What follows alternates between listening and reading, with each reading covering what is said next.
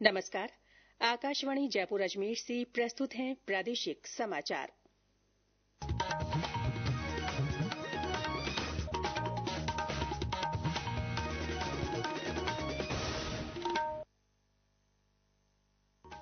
मुख्य समाचार। केंद्रीय नवीन और नवीकरणीय ऊर्जा मंत्री प्रहलाद जोशी आज जयपुर दौरे पर मंत्रालय की क्षेत्रीय समीक्षा बैठक करेंगे। मुख्यमंत्री भजनलाल शर्मा ने कहा, राजस्थान निवेश प्रोत्साहन योजना से प्रदेश के संतुलित और समावेशी विकास को बढ़ावा मिलेगा। राज्य में समर्थन मूल्य पर गेहूं खरीद के संबंध में खाद्य और नागरिक आपूर्ति मंत्री सुमित गोदारा ने समीक्षा बैठक की, आवश्यक दिशा निर्देश दिए। और प्रदेश में विभिन्न स्थानों पर आज मुख्यमंत्री आयुष्मान आरोग्य फॉलो अप शिविरों का आयोजन। समाचारों के साथ मैं रितिका गुप्ता और अब समाचार विस्तार से। केंद्रीय नवीन और नवीकरणीय ऊर्जा मंत्री प्रहलाद जोशी आज जयपुर में नवीन और नवीकरणीय ऊर्जा मंत्रालय की क्षेत्रीय समीक्षा बैठक करेंगे। बैठक में मुख्यमंत्री भजनलाल शर्मा के अलावा विभिन्न राज्यों के नवीन और नवीकरणीय ऊर्जा मंत्री और आला अधिकारी मौजूद रहेंगे। गौरतलब है कि हाल ही में जयपुर में हुए rising Rajasthan global investment summit में सबसे ज्यादा एमओयू ऊर्जा क्षेत्र के लिए किए गए हैं।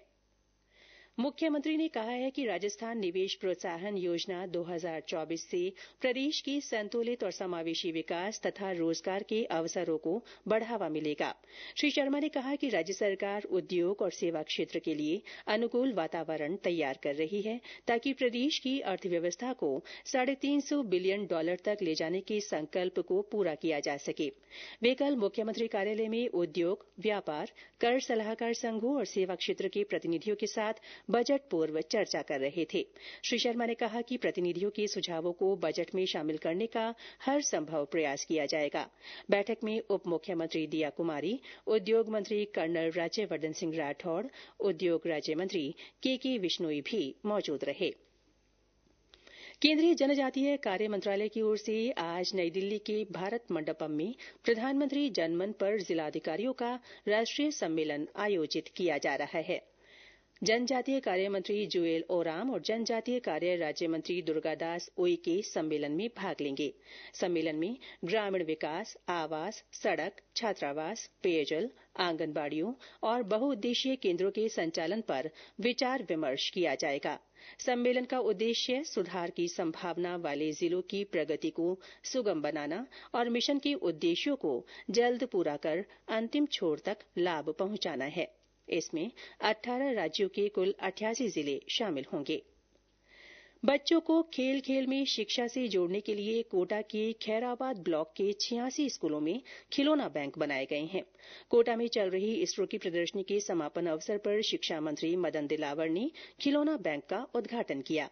इस अवसर पर शिक्षा मंत्री ने बताया कि प्रदेश में अब तक 1100 खिलौना बैंक बनाए जा चुके हैं। हमारे कोटा संवाददाता के अनुसार इन खिलौना बैंकों का उद्देश्य बच्चों में रचनात्मकता को बढ़ावा देना है। खिलौना बैंक में 357 घन आकार, basketball, part of body, letter word, picture junior, Bharat का मानचित्र, missing letter, Avon play block, एडू पहली, फ्लैक्स समेत विभिन्न खिलौने रखे गए हैं, जिनसे बच्चों में रचनात्मकता और सीखने की क्षमता विकसित हो सकेगी। इस नवाचार से बच्चों के मानसिक, शारीरिक और भावनात्मक विकास में महत्वपूर्ण मदद मिल सकेगी। आशीष मेहता, आकाशवाणी समाचार, कोटा। गणतंत्र दिवस की पूर्व संध्या पर उदयपुर में फतेह सागर की पाल पर ड्रोन शो आयोजित किया जाएगा। ड्रोन शो के माध्यम से फतेह सागर झील के किनारे सतरंगी आभा बिखेरी जाएगी। इसके साथ ही घुड़सवारी शो भी रखा जाएगा। जिला कलेक्टर अरविंद पोसवाल ने बताया कि समारोह को ऐतिहासिक बनाने के लिए व्यापक तैयारियां की जा रही हैं। गौरतलब है कि 26 जनवरी को राज्य स्तरीय गणतंत्र दिवस समारोह उदयपुर के गांधी ग्राउंड में आयोजित किया जाएगा। इसमें राज्यपाल हरिभाऊ किशन राव बागड़े ध्वजारोहण करेंगे। इससे पहले 25 जनवरी को शाम 4 बजे सहेलियों की बाड़ी में एट होम तथा फतेह सागर की पाल पर सांस्कृतिक संध्या प्रस्तावित है। ये समाचार आकाशवाणी जयपुर अजमेर से प्रसारित किए जा रहे हैं। प्रादेशिक समाचार बुलेटिन आप हमारे एक्स हैंडल @AIRnews_जयपुर, YouTube channel Rajasthan AIR news और फेसबुक AIR न्यूज राजस्थान पर भी सुन सकते हैं। साथ ही आप हमारी वेबसाइट newsonair.gov.in पर भी समाचार सुन सकते हैं और संबंधित फोटो तथा वीडियो देख सकते हैं। खाद्य और नागरिक आपूर्ति मंत्री सुमित गोदारा ने कल राज्य में समर्थन मूल्य पर गेहूं खरीद के संबंध में समीक्षा बैठक की। बैठक में श्री गोदारा ने कहा कि राज्य सरकार किसानों के हितों को संरक्षित करने के लिए कृत संकल्पित होकर काम कर रही है।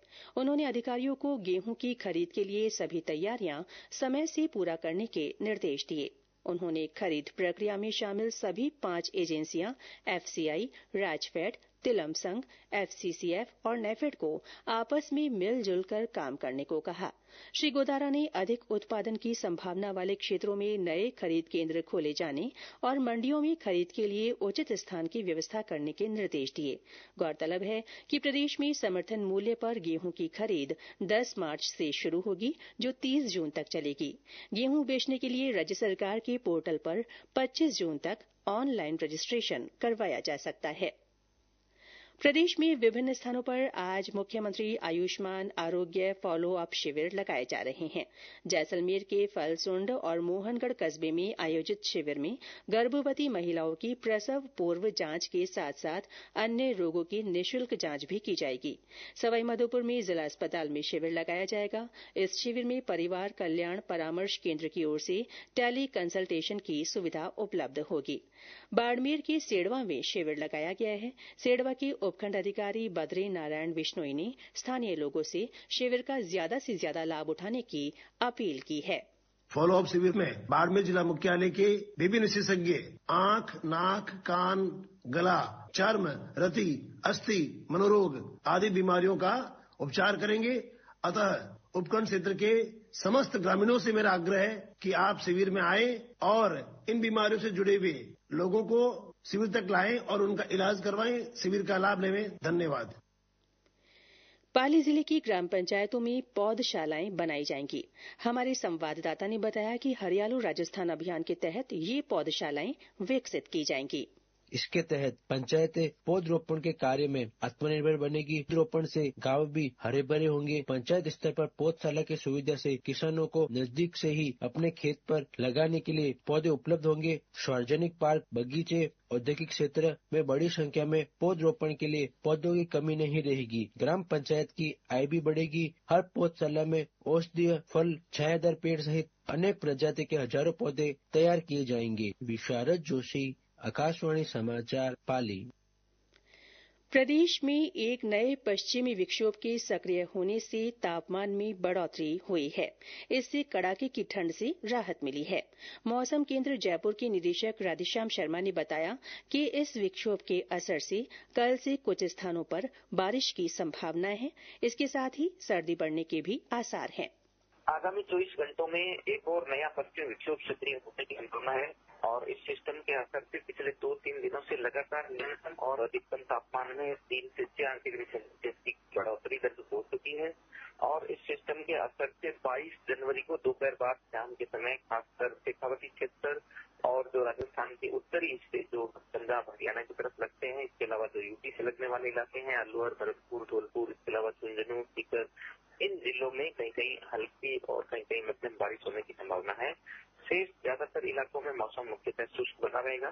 23 जनवरी से सभी स्थानों पर मौसम शुष्क रहेगा, लेकिन एक बार फिर से घना कोहरा में बढ़ोतरी भी होगी। वहीं तापमान में 2 से 3 डिग्री सेल्सियस की गिरावट दर्ज होगी। इस बीच हनुमानगढ़ और बीकानेर में आज सर्द हवाओं से ठंड का असर बना हुआ है। सवाईमाधोपुर में खुले इलाकों में आज भी कोहरा छाया रहा।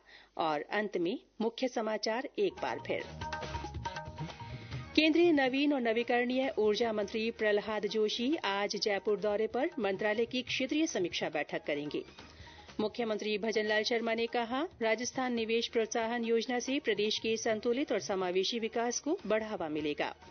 राज्य में समर्थन मूल्य पर गेहूं खरीद के संबंध में खाद्य और नागरिक आपूर्ति मंत्री सुमित गोदारा ने समीक्षा बैठक की, आवश्यक दिशा निर्देश दिए।